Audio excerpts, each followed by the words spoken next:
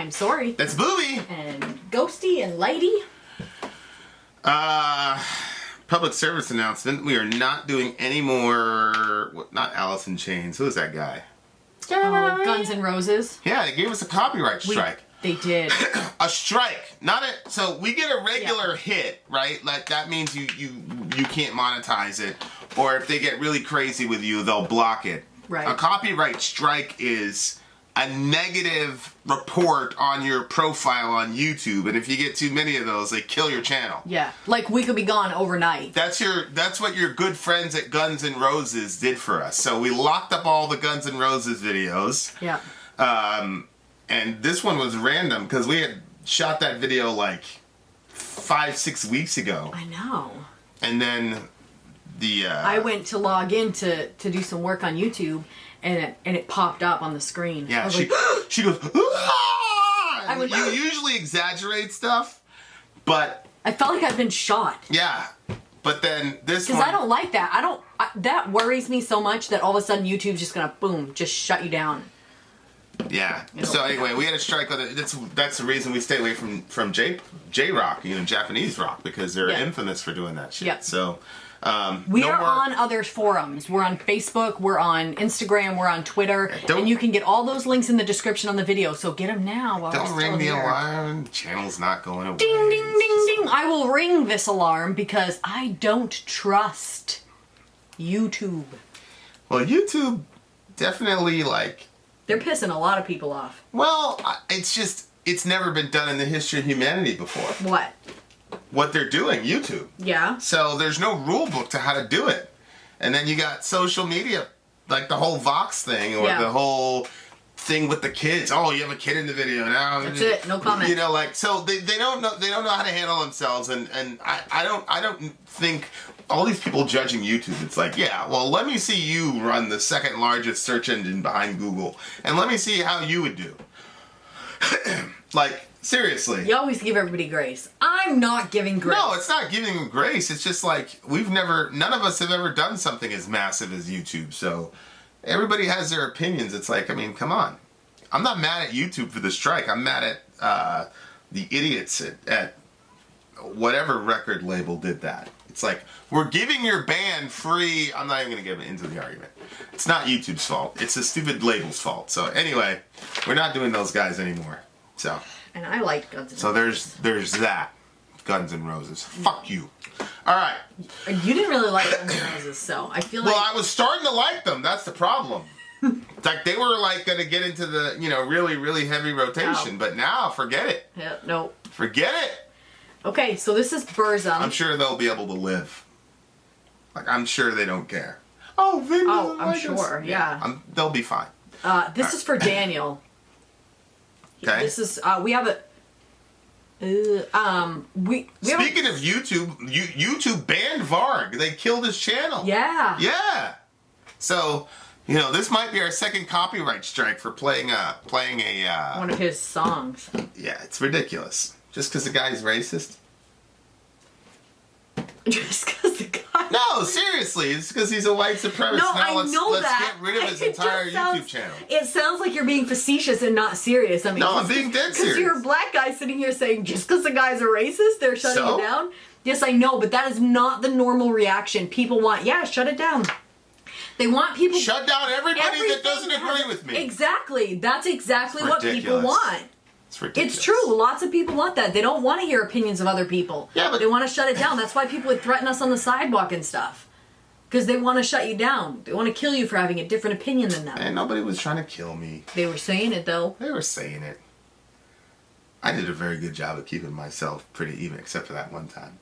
You're stupid because you're stupid. Yeah. No, not that one. No, that one I had fun. No, I know. What was the one that you had? I said, or what?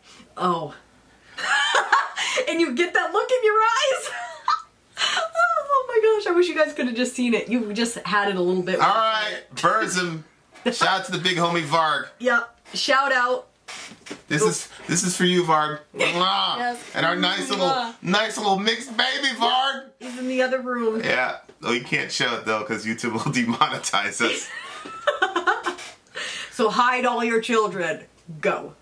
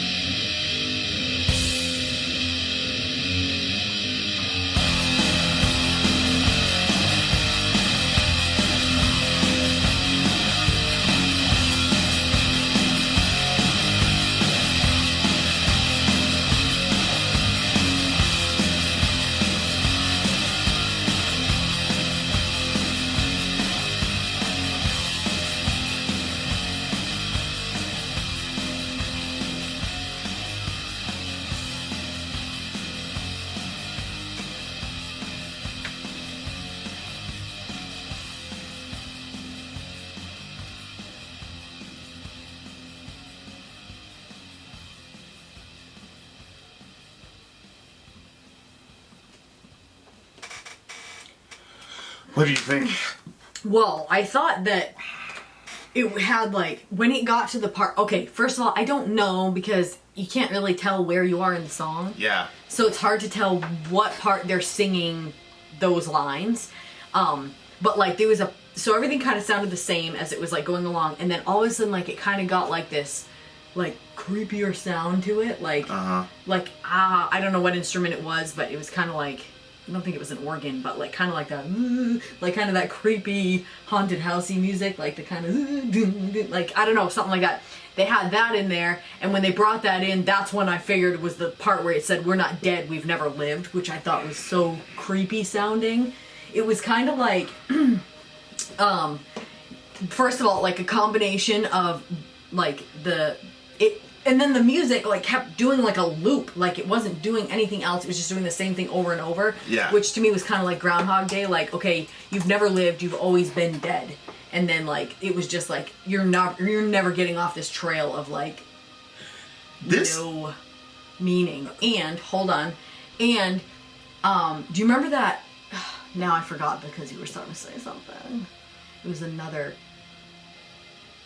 Oh, I've talked about it before. It was that movie where like there was like this kid that like he didn't have any friends, but he finally made friends with this girl, and he also had this other friend. Like they were really tight and stuff, and then like at the end of the movie, like this creepy character is following him, and he ends up shooting the creepy character, and then he realizes his own foot is bleeding and his best friend's foot is bleeding. So like all the people are him. Like it was like split personalities, and that was like one of those moments where you're like, oh my gosh, and it had like a really creepy feel to it.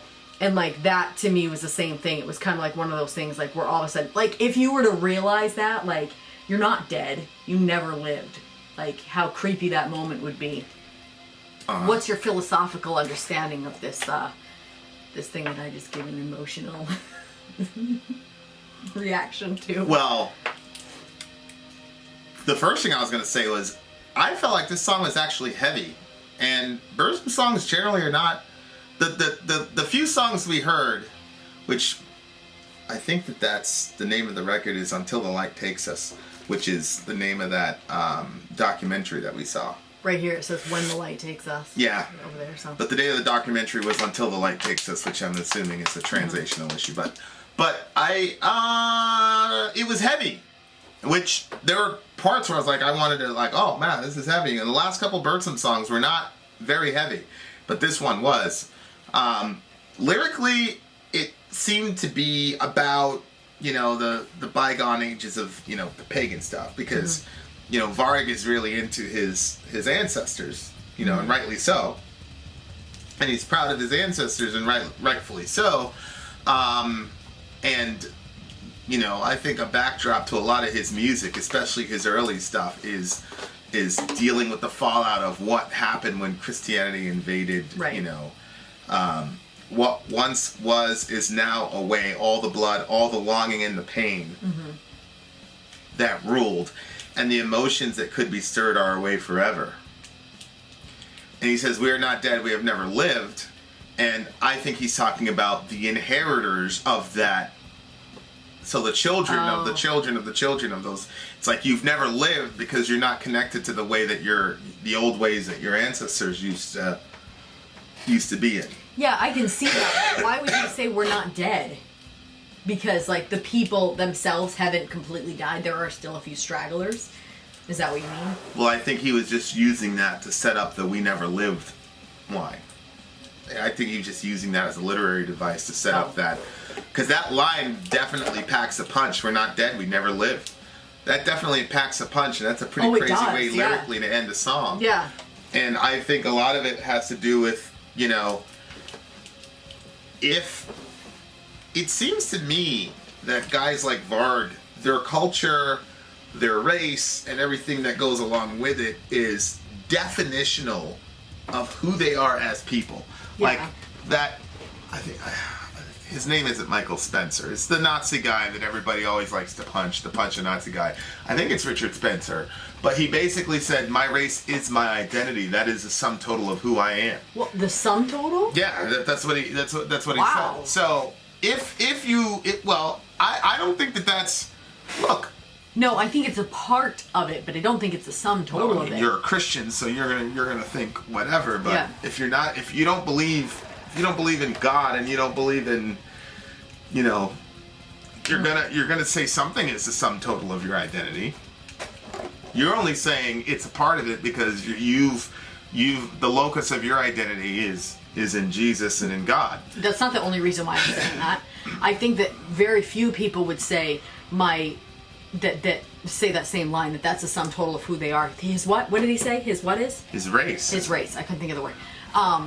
No, I don't think that most people would say that, because I think a lot of people feel like their identity is wrapped up in not just their race, but who their parents are, where they grew up, their personality type, what they like, what they dislike, the things that they know, and they... I think a lot of people agree with Richard Spencer. I just don't think that they have the A, have found the words for it, and B, would say it in public. I don't think so, and I think most people are disconnected with who their ancestors are anyway, which is why you can make a killing off of that ancestry. Yeah, I think a lot of people. Thing. I think a lot of people feel that way. What? That their race sum is total the sum total of who they are. Oh, for sure. For sure. I totally disagree with you. Yeah, well, that's actually pretty interesting. Why? Well, we'll talk about it offline.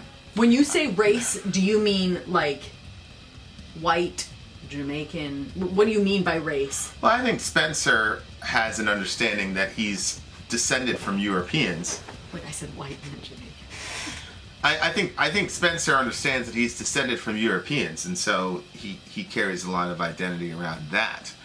But again, I think guys like him are, and that's why I appreciate guys like him and Varg, because they're self-actualized. They understand who they are. Mm-hmm. A lot of people fight like hell against who they actually are.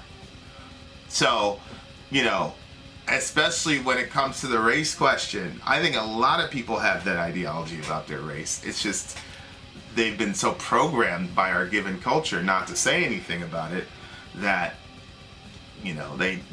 they're not aware of it. But I think a lot of people actually feel that way. And I also think that there can be a destructive element to it and a positive element to it. So that's a very, very complex question to me. I don't think it's as bad as you're making it. I don't even know why you're reacting that way. Oh, because the sum total, like, by sum total you mean this is like... It's the grid by which everything else that you do is filtered through. Everybody has one of those. So if it's not God and Christianity, what else would it be? Everybody's got a grounding grid that they funnel reality through. What's the difference between saying I'm an American and saying I'm a white European? What's the difference? You're still what? You're still putting the locus of your identity in something that you had no control of. Yeah. So what's the difference? We all put the locus of our identity in something we can't control. I can't control that I was made in the image of God. I just was. Okay, so then why is it so crazy to think that a person would make their race that grid? Why is that crazy? Because I don't see that.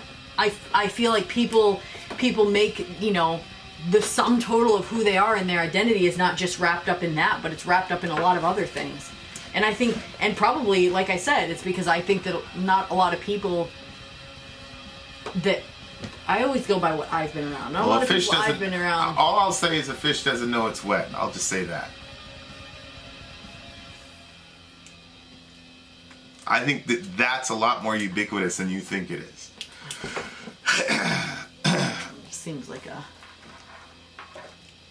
It just seems like one thing to base it around, and I don't think people are basing their worth around that one thing. What? Why are you looking at me like that?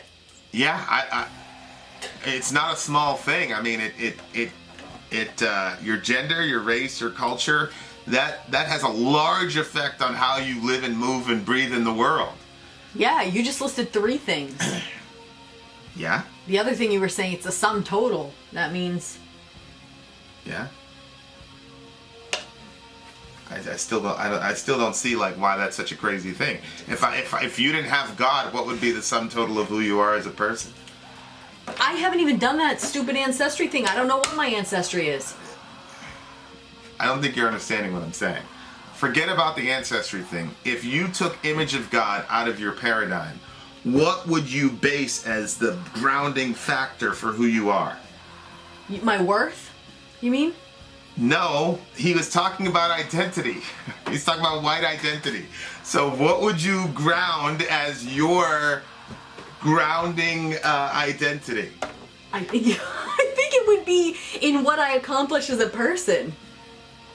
Why are you looking at me like that? All right.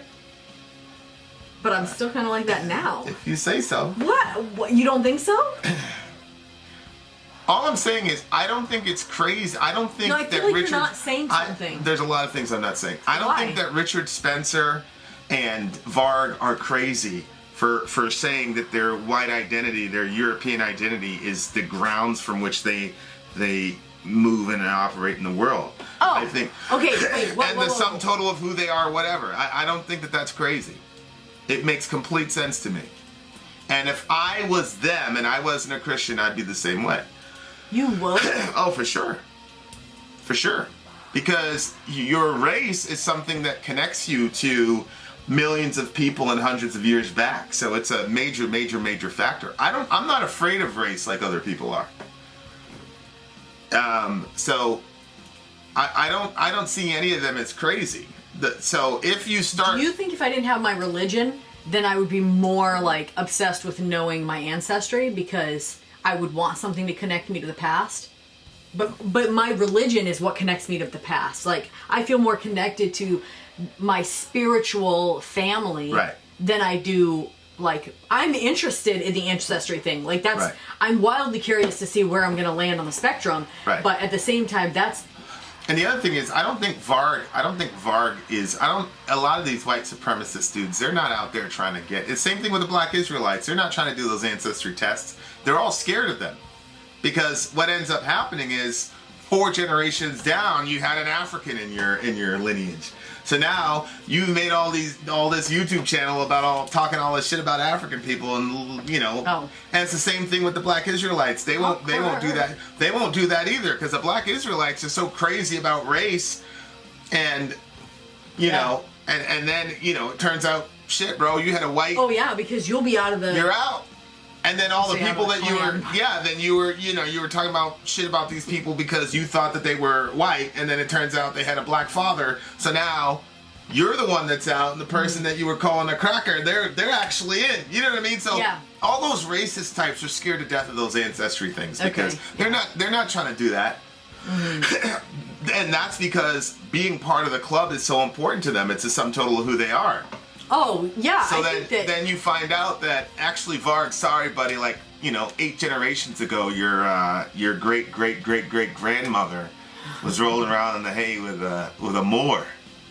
So not only are you partially black, you're like partially Muslim too. You know what I mean? Like they don't want any parts of that, so they're not gonna go around and look for that stuff. It's not gonna happen. But anyway, my point is, if your culture and all that is the sum total of who you are and it gets destroyed, then you're gonna say that you never really lived because you're not connected to that stuff anymore. That's one of the really interesting. All right, I can see that. That's one of the really interesting aspects of Christianity, where on the one hand you're able to still operate as within your national identity, and that was the church established pretty quickly around Acts 15.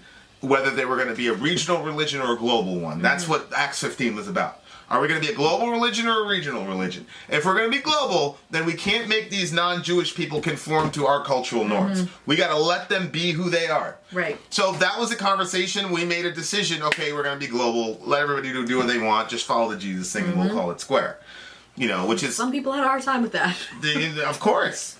Of course they did. Because... And it's pretty crazy, too, because Peter... He's like a pillar of the church, and he had a problem. He's a racist guy. He was racist as hell. Yeah. So it's like this is a human nature thing.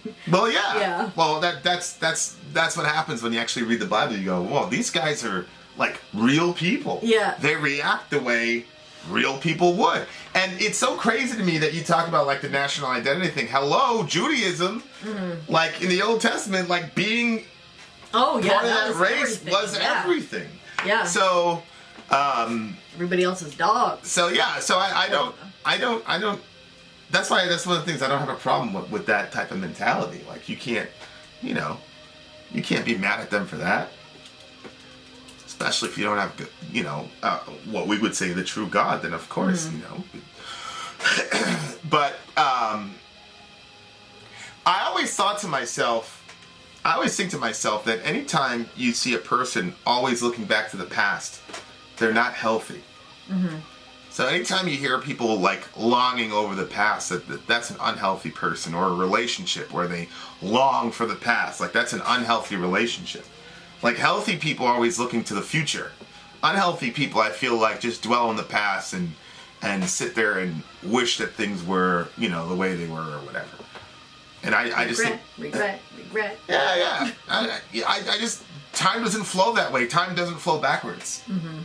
So because time flows forward, you have to always look to where you are now in the future. Yeah. Going back in the past and dwelling on it and belly aching over it and whining, I don't want to say whining over it because it's pretty, but I've had a pretty traumatic past too on a national level. So you got to kind of look, you have to understand how the past is affecting your present and your future so that you can navigate those things, right? But to always wish and bellyache about the past and not move forward and all that, and there's that balance between saying, okay, an injustice happened to you, right? And then like, now that we're in this situation, how do we navigate around it?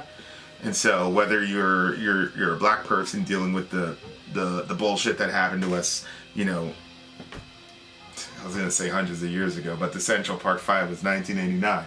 Eric Garner was, 2013, 14. So, but you have to understand how you got there so that you can kind of navigate around in the future. But if you just stay there and focus, blah, blah, blah, and just bellyache on the past, and even if you're justified, it doesn't matter. You're not going to be able to do anything in the world. You're just not. Yeah, no, I would agree with that. You're just not. Yeah.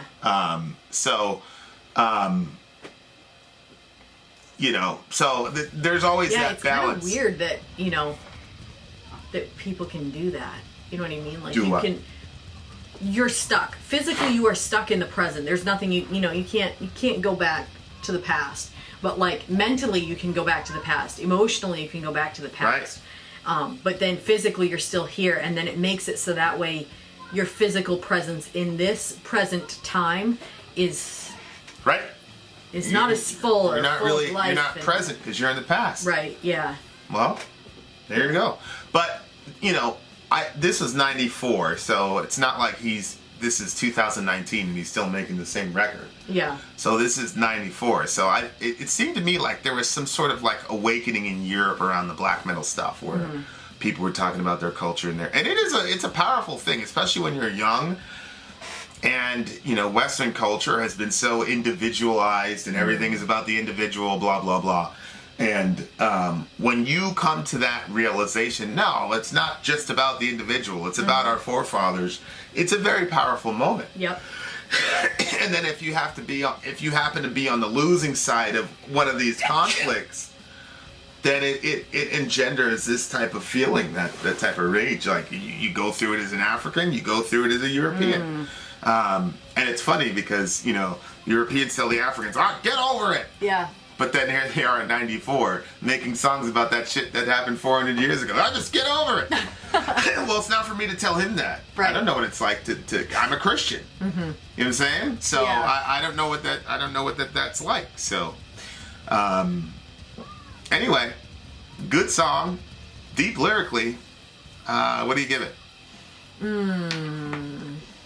I'm having trouble with this one because it was repetitive on the loop, but then I thought to myself, well, maybe that's important because you're talking about, we're dead, we've never lived, and like that sort of feeling, like just kind of going through the motion because it's not there. So then it kind of fit that. But when it first started, I think I'm going to go with an 8.3. This is a 9. We heard Elven songs and water that trickled. That's a good line. Yeah. Elven songs. It's a 9 for me. It's a good job. That's so funny because when I read that, my mind said it was 11. And I'm like, I don't know what 11 song is, but okay. Elven. So, yeah. Yeah. And water that trickled. Yep. There we are. Good. Vin out. Sorry out. Gone.